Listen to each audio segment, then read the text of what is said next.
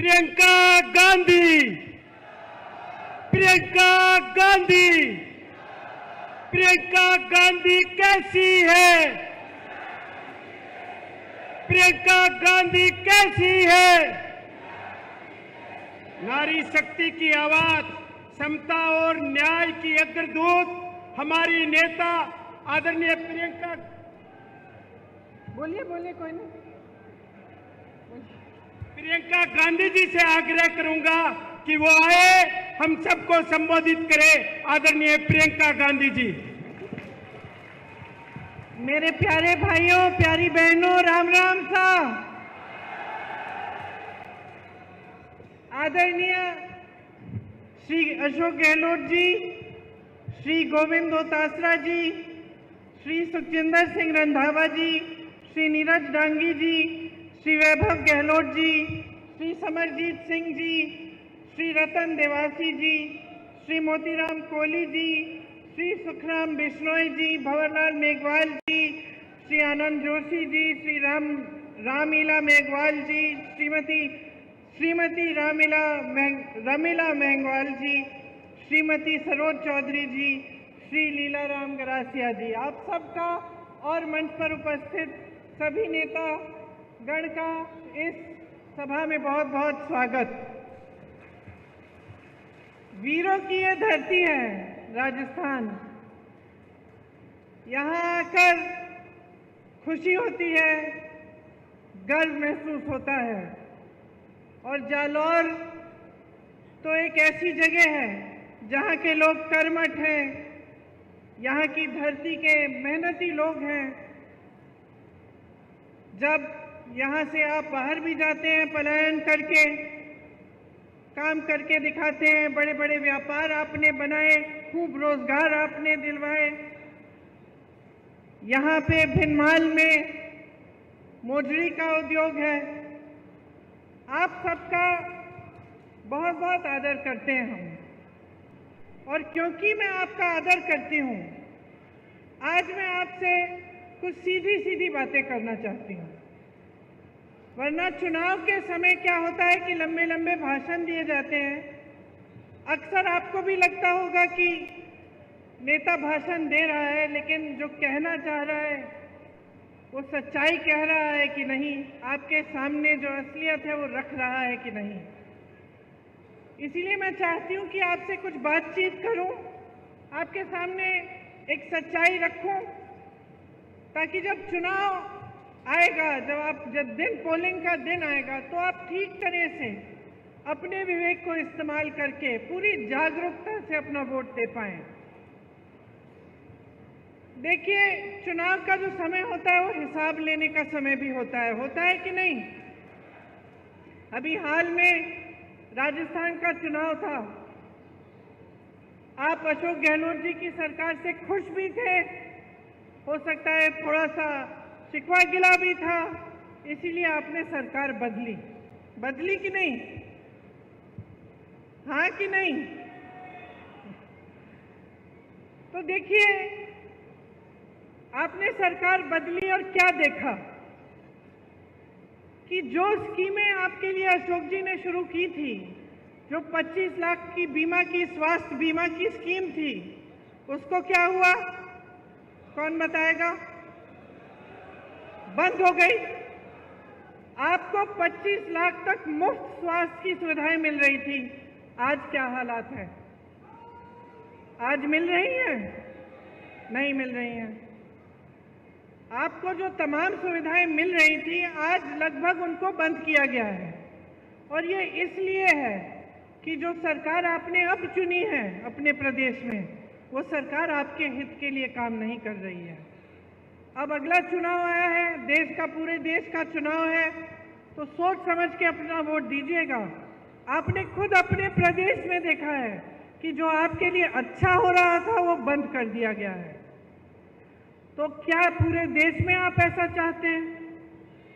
तो ये तय करने का समय है कि आप चाहते क्या हैं।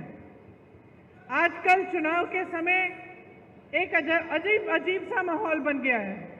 आपने देखा होगा, आपके ध्यान को भटकाने वाली सारी बातें हो रही हैं। बड़े बड़े प्रचार हो रहे हैं, अजीब सी बहकी बहकी बातें हो रही हैं। आपने सुना होगा, प्रधानमंत्री जी के भाषण सुने होंगे, कहाँ कहाँ की बातें करते हैं।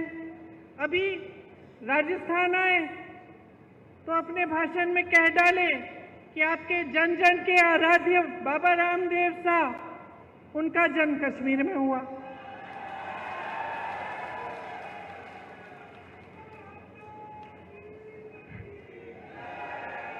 कभी वो अपनी झूठी वीरता दिखाते हैं, कभी शेखी मारनी होती है,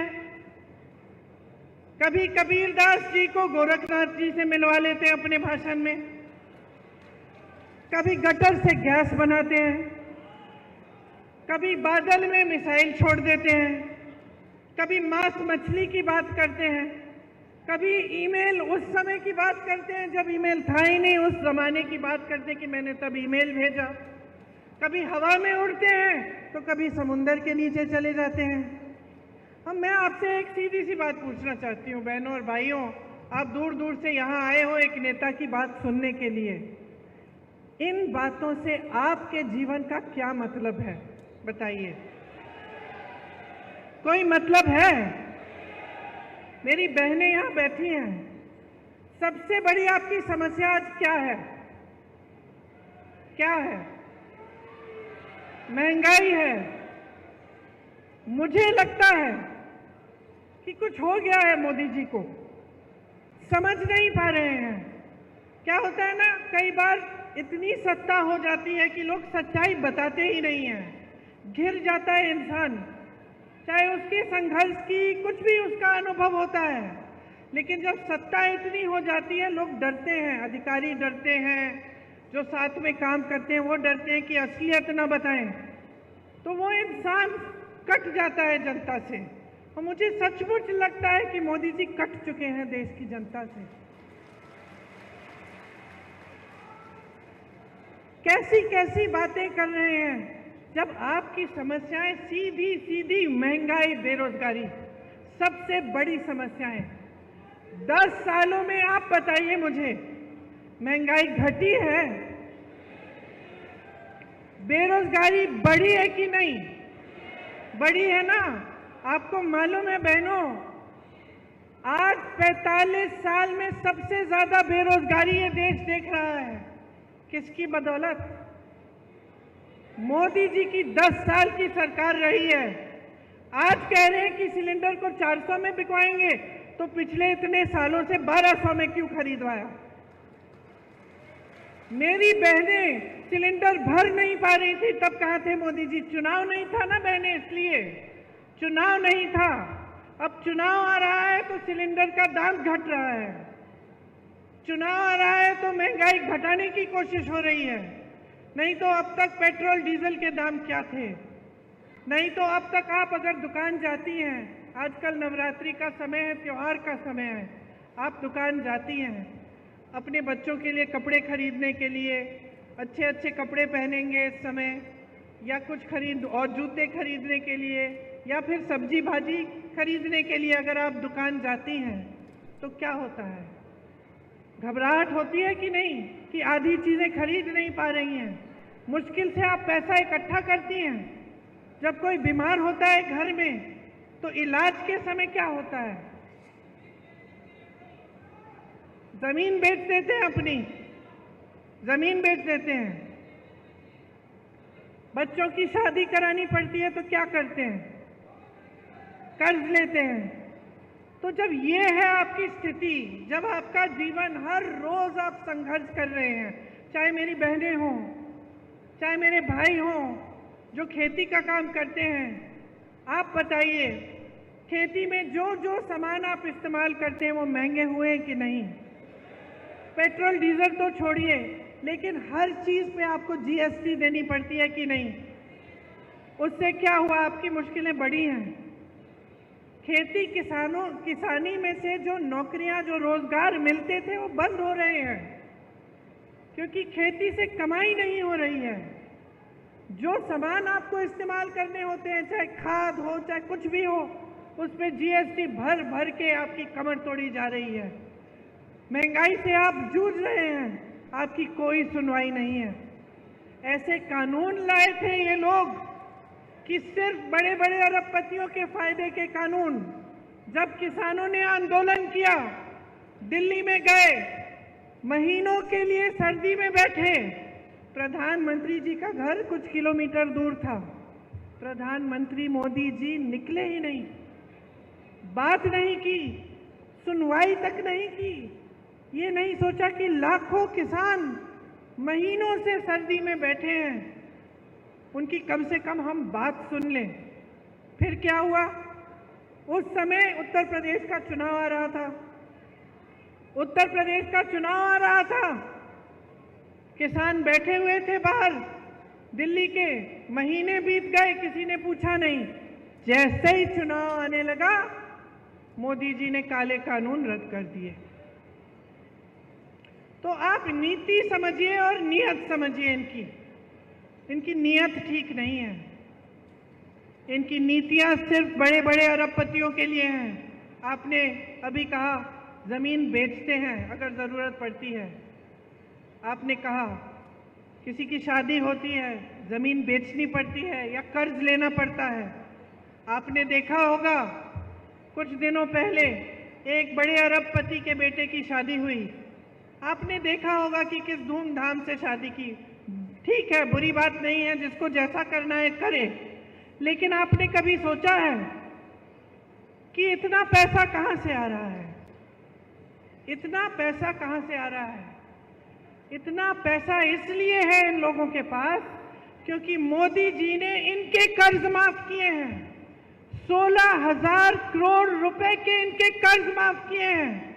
अब आप सोचिए, 16,000 रुपए का कर्ज था, माफ किया गया, और जो किसान सड़क पे बैठा हुआ अपना हक मांग रहा था, जो किसान 10,000 रुपए के लिए आत्महत्या कर रहा है, जो किसान कर्ज में डूब रहा है, उसका कर्ज माफ करने की बात ही नहीं।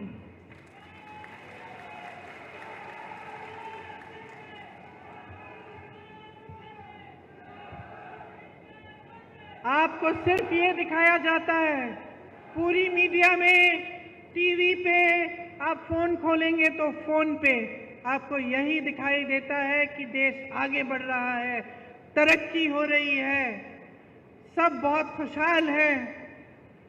ये सच्चाई है क्या?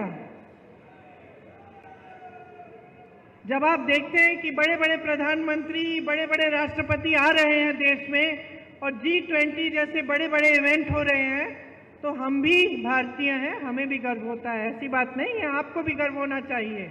ठीक है, अच्छा है, लेकिन क्या इसका मतलब ये है कि इस देश की एक और असलियत नहीं है? इस देश की एक सच्चाई ये है कि इस देश का गरीब रोज सुबह शाम संघर्ष कर रहा है।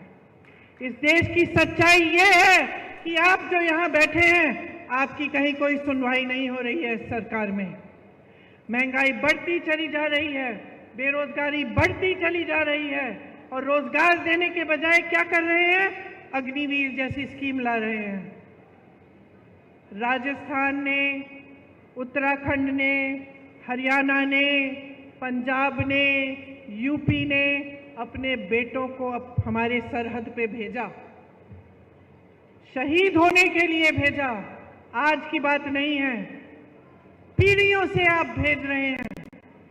आपके दिलों में देशभक्ति की भावना है, आपके दिलों में देश के लिए प्रेम है। आप कहते हैं कि हमारे बच्चे जाएंगे, रक्षा करेंगे देश की, और आपके बच्चे जैसे ही नौजवान बनते हैं, दौड़ लगाना शुरू करते हैं। मैंने आंखों से देखा है। मैं जब गिरफ्तार हुई थी, किसानों का आंदोलन चल रहा था, मैं लखीमपुर खीरी में थी, यूपी में। उस समय कुछ किसानों को एक मोदी जी की सरकार के एक मंत्री ने कुचल दिया था। 6 किसान मर गए थे, शहीद हो गए थे। मंत्री के बेटे ने, शायद मंत्री ने जीप के टायर के नीचे कुचल डाला था। हम उन्हें मिलने जा रहे थे। उस समय पुलिस हमारे पीछे पीछे थी और हमें पकड़ने के लिए आई कि आपको गिरफ्तार करना, आप नहीं जा सकते, क्योंकि हम चाहते थे कि हम उनके परिवारों से मिलें। तो सुबह के 3:30 बजे थे, अंधेरा था अभी, और हम एक गांव के बाहर रुके हुए थे कि हम किस तरह से लखीमपुर खीरी पहुंचे पुलिस के बिना, के पकड़े बिना। उस समय मैंने देखा कि 15-20 लड़के नौजवान एक ग्रुप में दौड़ लगा रहे हैं। तो अचानक मैंने पूछा कि भाई ये क्या है? अभी तो रात हो रही है, सुबह हुई भी नहीं है, सूरज उगा भी नहीं है, ये बच्चे दौड़ लगाने किस लिए निकले हैं? फिर वो रुके, उन्होंने बातचीत की हमसे, पता चला कि सेना के लिए तैयारी कर रहे थे। इतने से थे, अभी तो उनकी उम्र भी नहीं आई थी सेना में भर्ती होने की, लेकिन तैयारी तब से कर रहे थे।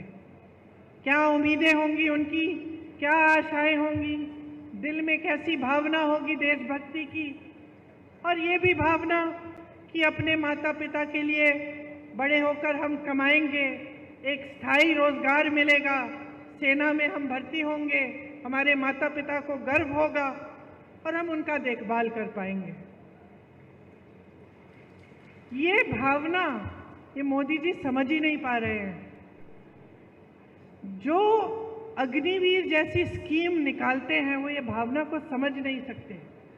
उन्होंने इन सब आशाओं को चूर चूर कर दिया, इन उम्मीदों को खत्म कर दिया।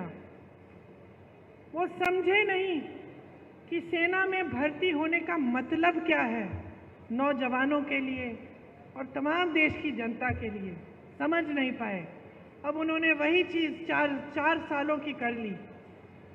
4 सालों के लिए कौन करेगा? एक बच्चा आया हमारे पास मुंबई में, मेरे भाई की यात्रा थी, पास आया, रोने लगा, कहा कि आपको मालूम है 2 बार मैं भर्ती हो चुका हूँ, मेरा नाम आ चुका है सूची में, लेकिन हिम्मत नहीं हो रही है दीदी। 5 सालों के लिए हिम्मत नहीं हो रही है कि मैं ये काम करूं। पिताजी भी कह रहे हैं बेटा छोड़ दो, कोई फायदा नहीं है, 5 सालों के लिए तुम जाओगे, क्या पता क्या होगा, स्थायी तुम्हें रोजगार नहीं मिल रहा है, पूरे जीवन के लिए तुम कमा नहीं पाओगे, वापस आओगे तो क्या होगा। तो अब ये स्थिति हो गई है कि रोजगार बनाने के बजाय आप रोजगार घटा रहे हैं। खेती से रोजगार बनता था, आज खेती में कमाई नहीं बची। छोटे छोटे जो कारोबार थे, छोटे बिजनेस थे, जो यहाँ के इतने सारे व्यापारी हैं, आप रोजगार बनाते थे, आज आपकी मुश्किलें बढ़ गई हैं। जीएसटी से, नोटबंदी से, ऐसी नीतियों से जिससे आपकी भी कमर टूट रही है, जिससे आप खुद कमा नहीं पा रहे हैं। तो ये जो सरकार है ये आपके लिए नहीं चल रही है। देखिए, कांग्रेस पार्टी ने इस बार ये बात गहराई से समझी है। हम इस बात को समझे हैं कि पिछले 10 सालों के लिए मेरी बहनें आपके साथ अन्याय हो रहा है, मेरे भाई आपके साथ अन्याय हो रहा है, किसानों के साथ अन्याय हो रहा है, नौजवानों के साथ अन्याय हो रहा है, बहनें आपके साथ अन्याय हो रहा है। हम इस बात को गहराई से समझ रहे हैं, इसीलिए हम चाहते हैं कि हम ऐसी चीजें लाएं इस देश में जो आपको मजबूत बनाएं। जिस तरह से बड़े बड़े उद्योगपतियों के लोन माफ हो रहे हैं, जिस तरह से देश की पूरी संपत्ति इनको दी जा रही है, हवाई अड्डे इनके हो गए हैं, बड़े बड़े कारखाने इनके हो गए हैं जितने सरकारी थे जहां से रोजगार मिलते थे, बंदरगाह इनके हो गए हैं। हम चाहते हैं कि ये सारी संपत्ति वापस आपके हाथों में आए, क्योंकि बहुत संघर्ष हो गया है और आप झूठों के बहुत शिकार हो गए हैं। आपको सिर्फ झूठ ही झूठ बताया जाता है, सच्चाई आपके सामने रखी ही नहीं जाती। हमारी इच्छा है और हमने ये घोषणा की है कि केंद्र में जो 30 लाख रोजगार खाली पड़े हुए हैं उन्हें हम भरेंगे। अगर एक नौजवान स्नातक पास होता है और उसको नौकरी नहीं मिल रही है, हम उसको अप्रेंटिसशिप के तौर पे, जैसे जो अमीर लोग होते हैं उनके बच्चे पढ़ाई करते हैं, उसके बाद उनको 1 साल के लिए किसी के में जॉब लगा देते हैं, 1 साल के लिए उनको थोड़ा बहुत पैसा कमा लेते हैं और वो सीख भी लेते हैं।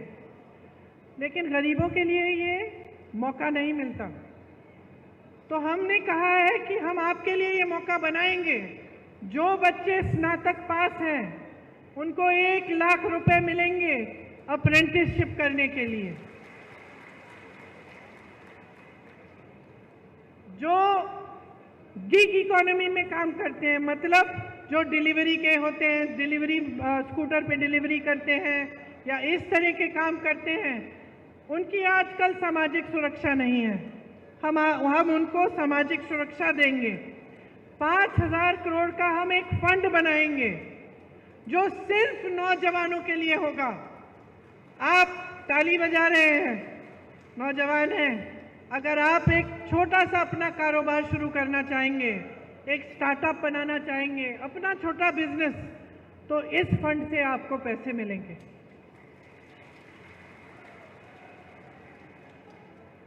आपको मालूम है पेपर लीक की बड़ी समस्या है।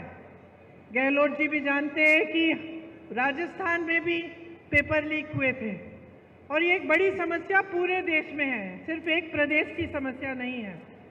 और बहुत इसको रुकवाने की कोशिश चाहे कितना भी की होगी गहलोत जी ने, लेकिन फिर भी बार बार ये हो रहा था।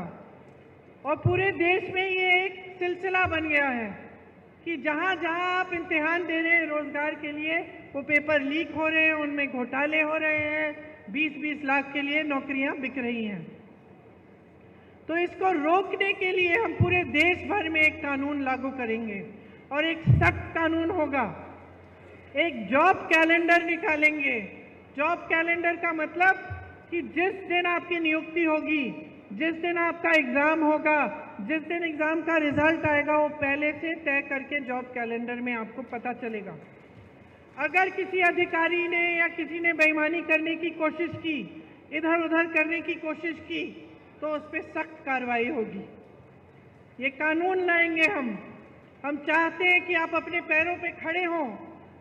बहनों, आपके लिए जो महिला सबसे बड़ी महिला है एक परिवार में, उसके लिए 1 लाख रुपए मिलेंगे सालाना, हर साल, ताकि आप कुछ बचत अपनी कर पाओ, ताकि ये घबराहट ना हो कि बच्चों के लिए कुछ खरीदना है, नई वर्दी खरीदनी है, नए जूते खरीदने हैं, पैसे कहाँ से आएंगे।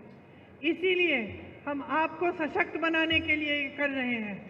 और जितनी भी सरकारी नौकरियां हैं पूरे देश भर में, उनमें से 50% महिलाओं को देंगे।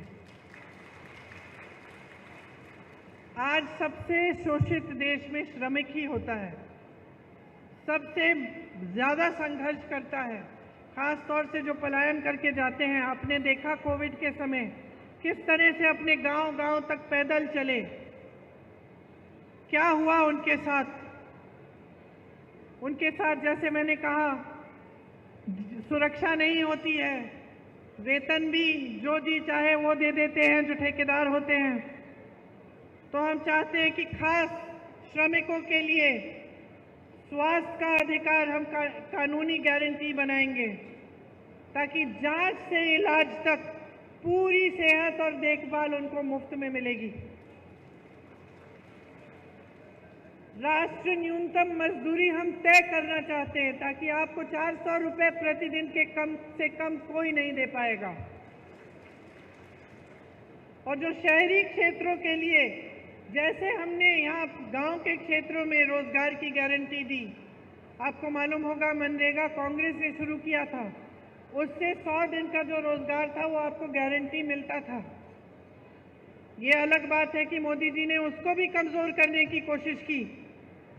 शहरों में भी आपको इस तरह की रोजगार की गारंटी कांग्रेस पार्टी देना चाहती है और दे के दिखाएगी। मैंने अग्निवीर की बात की। अग्निवीर की जो स्कीम है उसको पूरी तरह से हम रद्द करवाएंगे। जैसे पहले सेना में आप जाते थे मान सम्मान के साथ आजीवन काम करने के लिए, देश की सुरक्षा के लिए, वैसे आप फिर से जाएंगे। देखिए, मैंने किसानों की बात की।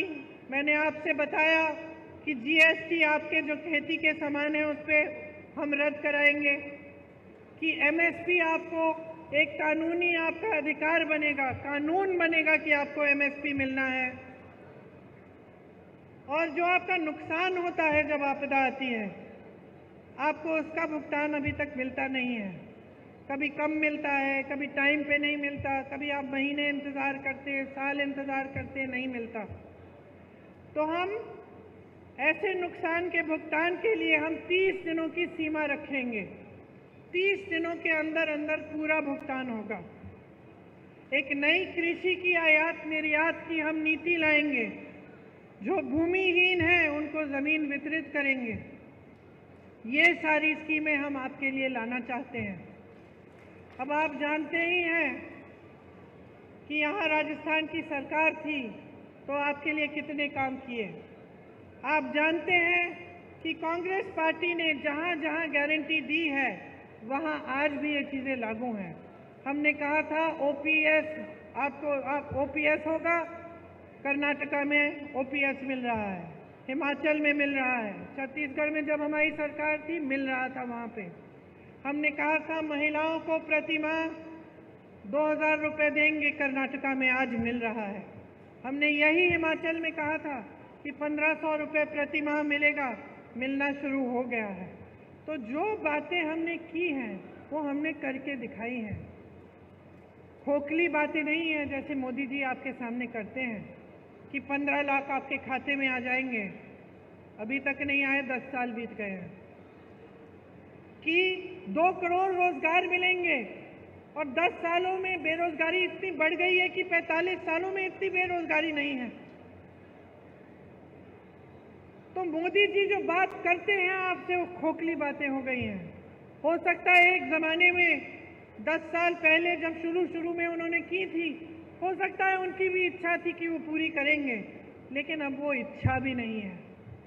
अब साफ साफ दिख रहा है कि सच्चाई को मानने के लिए तैयार ही नहीं है, कि इस देश के गरीब के संघर्ष को पहचानने के लिए तैयार नहीं है।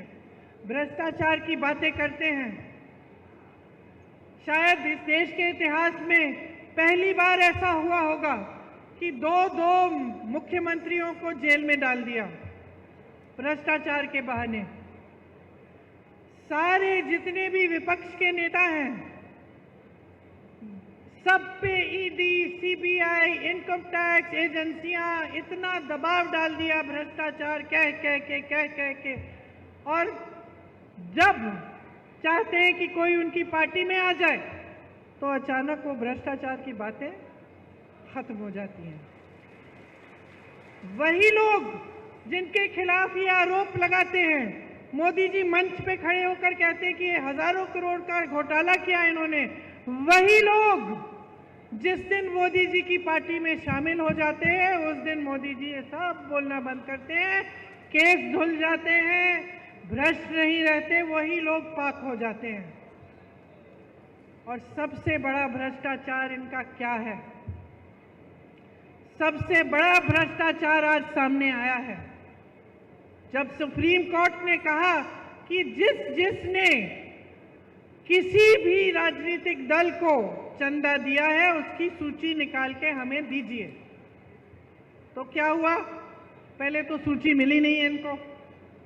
फिर जब फिर से कोर्ट ने बोला कि नहीं सूची दिखाइए हमें, तो सूची निकली और सूची में पता चला कि मोदी जी ने जितने भी भ्रष्ट व्यापारी हैं उनसे तो चंदा ली ही। वो जो पुल गिरा था गुजरात में, उससे जिसने वो पुल बनाया उससे चंदा ली। आप सोच सकते हैं कि ये जो कोविड की जो टीका लगा, आपको जो वैक्सीन लगी, उसको लगाने वाले से भी चंदा ली मोदी जी ने। सबसे ज्यादा चंदा मोदी जी ने ली। जो लॉटरी चलाते हैं उनसे भी ली, किसी को नहीं छोड़ा। सबसे या तो सबको ठेका दिया या किसी की पे एजेंसी लगा दी, चंदा ली, एजेंसी हटा दी। किसी को ठेका दे दिया कि तुम पुल बनाओ, तुम सुरंग बनाओ, तुम सड़क बनाओ, उसके लिए चंदा ले ली। तो इससे बड़ा भ्रष्टाचार कौन सा है? इससे बड़ा भ्रष्टाचार क्या है कि हजारों करोड़ रुपए आपने इस तरह से अन्य लोगों से ली।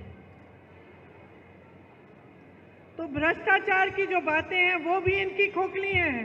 कहते हैं यहाँ आकर कि मैं अकेला भ्रष्टाचार से लड़ रहा हूँ, पब्लिक से समर्थन मांगते हैं। सच्चाई नहीं है, भ्रष्टाचार से नहीं लड़ रहे हैं। ये सिर्फ विपक्षी दलों का मुंह बंद करना चाहते हैं। किसी भी बहाने किसी का घर ले लिया, किसी पे केस डाल दिया, किसी को जेल में डाल दिया।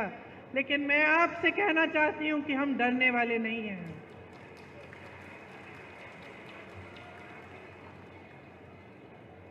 हम डरने वाले नहीं हैं, हम अपने रास्ते से भटकने वाले नहीं हैं। हम आपके लिए लड़ते रहेंगे, आपके लिए काम करते रहेंगे और आपकी सेवा करते रहेंगे।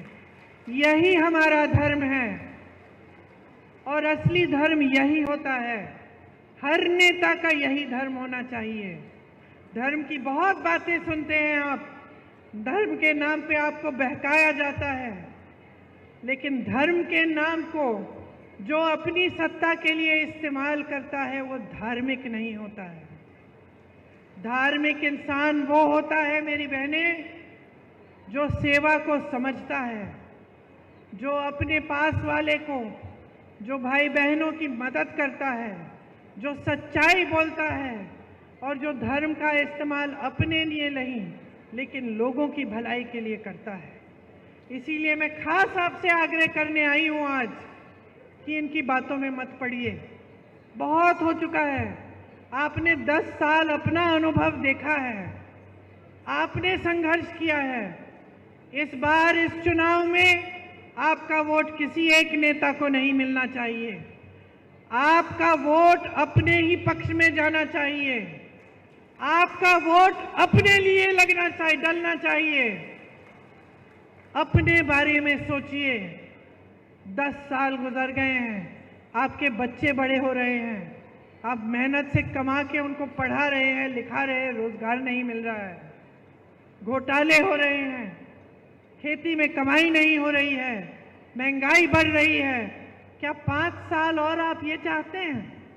आप ऐसी सरकार चाहते हैं जो ऊपर से ऐसे दिखे कि आपको सोने का कोई डब्बा दे रहा है, डब्बा खोला तो कुछ खाली है, सब कुछ खाली है, और खूब प्रचार के साथ ये कहा जा रहा है कि आपको दे रहे हैं, दे रहे हैं, दे रहे हैं। इस गलतफहमी में मत पड़िए। अगर आपको दिया होता तो आज ये आपकी परिस्थिति नहीं होती। अगर आपको सचमुच एक सरकार मिली होती जो आपके हित में काम कर रही होती तो आपकी आज ये परिस्थिति नहीं होती कि आप महंगाई से जूझ रहे हैं, कि आप गरीबी के दलदल में फंसे हुए हैं। आपको इस दलदल से निकलना है तो एक ऐसी सरकार लाइए जो आपके लिए काम करे, जो आपको गरीबी से निकाले। आपको मालूम नहीं होगा कि कांग्रेस की सरकार ने करोड़ों लोगों को गरीबी से निकाला और बीजेपी की ये जो सरकार है वापस उनको गरीबी में ढकेला है। तो आप समझिए इन बातों को गहराई से।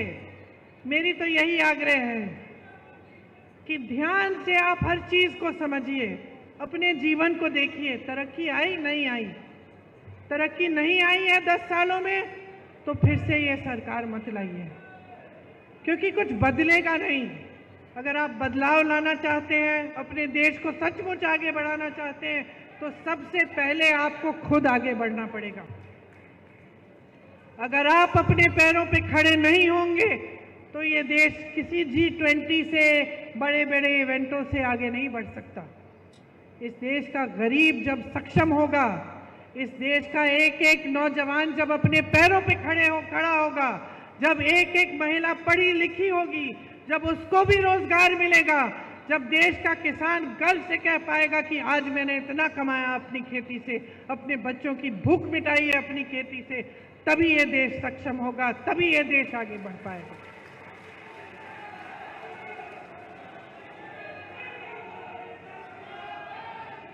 तो जिस दिन चुनाव आएगा उस दिन मैं आपसे पूरी उम्मीद रखती हूं कि आप सोच समझ के अपना वोट डालेंगे। इस बार किसी मोदी सरकार को मत लाइए, ये जो बोलते हैं ना बार बार मोदी सरकार, बंद कर दीजिए इसको।